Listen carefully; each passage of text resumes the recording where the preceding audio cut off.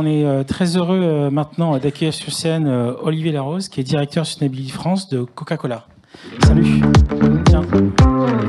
Allez, c'est parti. Bonjour à tous. Ravi d'être parmi vous. Alors, quand on travaille chez Coca-Cola, le mot d'intro que j'aime bien faire, c'est de se dire qu'on est conscient que tout n'est pas parfait, que nos activités sont super méga scrutées et qu'on a un vrai devoir d'exemplarité dans tout ce qu'on doit faire. Et donc, l'objectif de ce que je vais vous présenter en quelques minutes aujourd'hui, c'est une des infimes parties de ce qu'on fait en lien avec la décarbonation et la stratégie emballage. Alors, on est extrêmement tourné en mode action. On a déjà vu cette slide-là, pas exactement la même, mais assez similaire dans les présentations d'avant. On est engagé à atteindre la neutralité carbone d'ici 2040 avec une trajectoire à moins 30% versus 2019 dans les prochaines années et sur l'ensemble de la chaîne de valeur. Et quand on est chez Coca-Cola, le gros du gros des émissions carbone sont représentées par les emballages. C'est pas un scoop.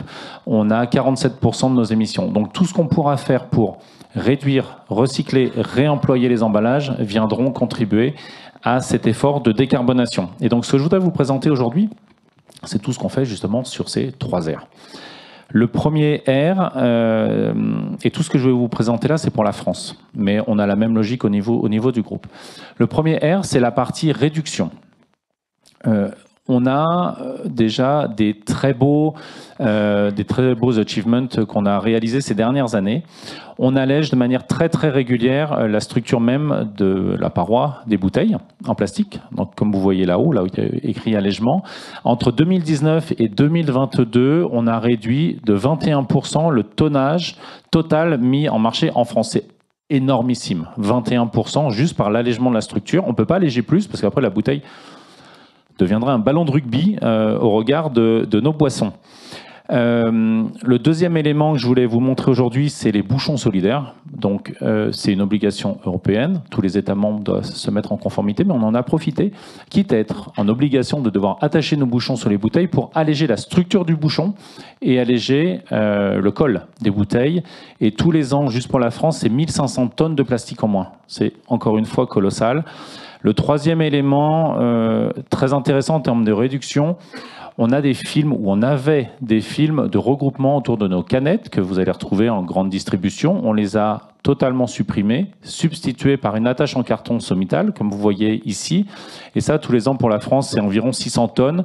Ça a été un énorme challenge supply chain et un énorme challenge commercial, mais extrêmement bien perçu par le consommateur. Enfin, dans la logique de réduction, le sans emballage est une partie prépondérante de notre stratégie emballage. Et donc, quand on parle de sans emballage chez Coca-Cola, c'est le vrac, c'est les fontaines. Les fontaines que vous voyez ici, on en a à peu près 4500 en France, ça représente 10% de nos volumes. Donc voilà, ça c'est ce que je voulais vous dire sur le premier pilier, la partie réduction. Le deuxième pilier, c'est la partie recyclage. Donc quand on parle de recyclage, c'est passer d'une économie linéaire à une économie circulaire, qu'un emballage redevienne un emballage, une bouteille, une canette, une canette. On peut continuer sur tous les types d'emballage. Et je vais vous donner un exemple au travers de celui que vous avez sur l'écran ici. Notre ambition, c'est qu'une bouteille en plastique, on la considère vertueuse si et seulement si elle est collectée pour être recyclée, qu'elle incorpore de la matière première recyclée. J'insiste bien sur le si et seulement si.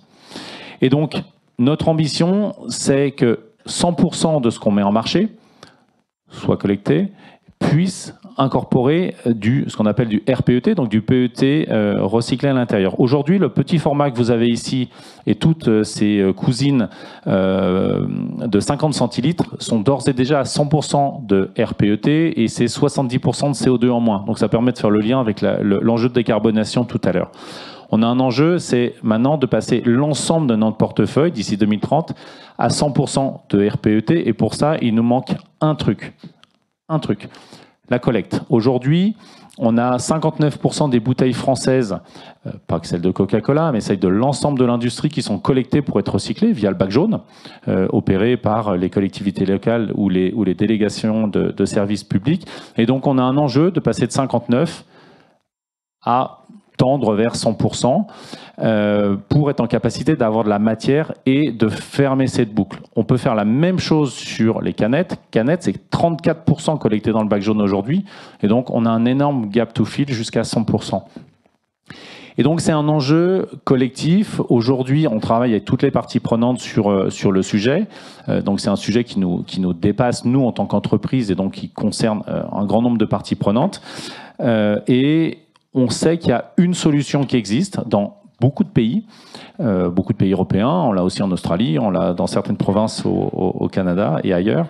C'est la consigne pour recyclage. Ça veut dire qu'une bouteille, comme vous avez ici, serait vendue avec quelques montants de consigne, quelques centimes de montants de consigne qui vont motiver le consommateur pour apporter. Et donc tous les pays qui ont déployé la consigne pour recyclage, la Norvège par exemple, a dépassé les 95-97% de performance. Donc aujourd'hui, c'est un débat très politique avec toutes les parties prenantes, et donc on espère qu'on aura prochainement, dans les prochaines années, ce levier extrêmement stratégique et bénéfique pour la planète. Enfin, le dernier pilier, que je vais décomposer en deux sous-piliers, c'est la partie réemploi. Donc la partie réemploi, donc on rentre vraiment dans une logique d'économie de l'usage. Première chose, chez Coca-Cola, on est acteur historique des bouteilles en verre consigné, que vous avez ici, dans le segment des cafés, hôtels, restaurants. C'est historique avec la marque Coca-Cola. Quand vous y allez, vous avez la bouteille de 33 centilitres que vous connaissez tous, qui est du verre consigné historique. Et ça, on en vend tous les ans environ 160 millions d'unités, juste pour la marque Coca-Cola. Et les 5 autres marques que vous avez ici étaient, jusqu'à l'année passée, ou voire même le début de cette année, en verre à usage unique. Une bouteille en verre à usage unique, c'est 5 fois plus de CO2 qu'une bouteille en verre consigné. On vient de faire la grosse transformation, de les passer toutes en bouteilles en verre consigné générique. Vous voyez, elles ont toutes la même forme, elles font toutes le même format.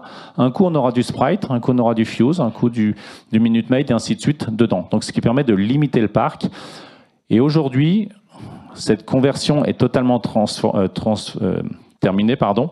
Ça a été une grosse transformation industrielle et une immense transformation commerciale, puisqu'on est distribué dans plus de 100 000 points de vente en France. Donc ça a été une énorme prouesse. Et aujourd'hui, donc, on est le seul metteur en marché 100% en verre consigné en France, ce qui permet de contribuer à décarboner jusqu'à 77% sur ce scope-là notre empreinte carbone. Et enfin, le dernier élément que je souhaite vous montrer aujourd'hui, et avec beaucoup d'humilité, en toute honnêteté, je vais le montrer parce qu'on a tous à y apprendre. Quand je dis tous, c'est nous, mais c'est aussi toutes les parties prenantes avec qui on travaille. On sait que 92% des consommateurs sont en faveur du retour de la consigne, et de la consigne notamment pour réemploi. Souvent, quand on parle de consigne pour réemploi, c'est les bouteilles en verre consignées dans l'imaginaire collectif. Et donc, on a un des channels, un des segments de vente, la grande distribution, qui est une partie prépondérante de nos ventes, dans lequel le réemploi n'est juste pas du tout présent. La grande distribution, c'est quand même un peu le paradis de l'usage unique dans la construction même du modèle depuis 40 ans. Et donc l'enjeu, c'est de se dire, est-ce qu'on va être en capacité de faire revenir le réemploi en grande distribution? Et donc chez Coke, on est avec un certain nombre de parties prenantes, surtout un certain nombre de distributeurs, soyons très clairs, en train de faire des tests depuis 5 ans. On a commencé en Île-de-France, on s'est étendu en Alsace, maintenant on s'est étendu en région nantaise. Et on teste les 2 formats que vous avez ici, les 2 formats verts, mais aussi une innovation de rupture, qui vient d'Allemagne dans un premier temps. Les 2 que vous avez à gauche, c'est des bouteilles en PET consignées réemployables, beaucoup plus épaisses, et on est les seuls à les tester en France, et on a besoin de voir comment ça va. Est-ce que le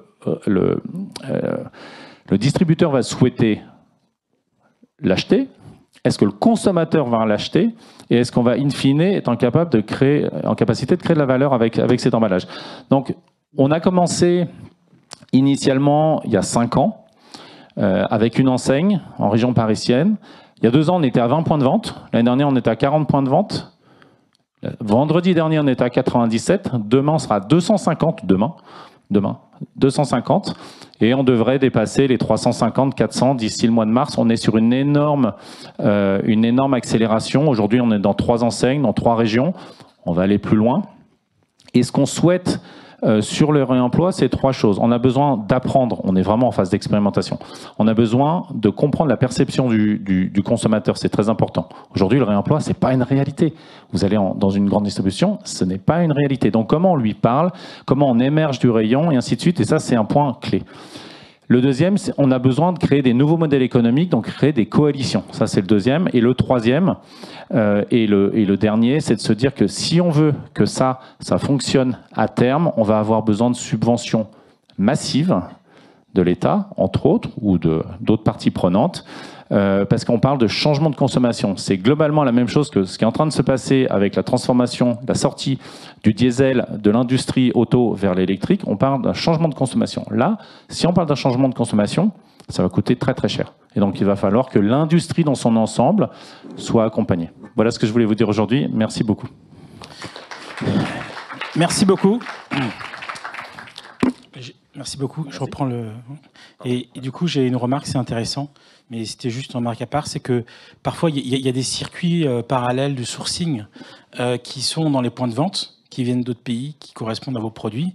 Et donc, du coup, en fait, dans une logique de circularité, si ce n'est pas des produits qui sont déjà prévus pour être recyclés et intégrer une filière intégrée, ça sera plus possible. Donc, ça va encourager la rationalisation d'une distribution qui deviendra circulaire. À suivre.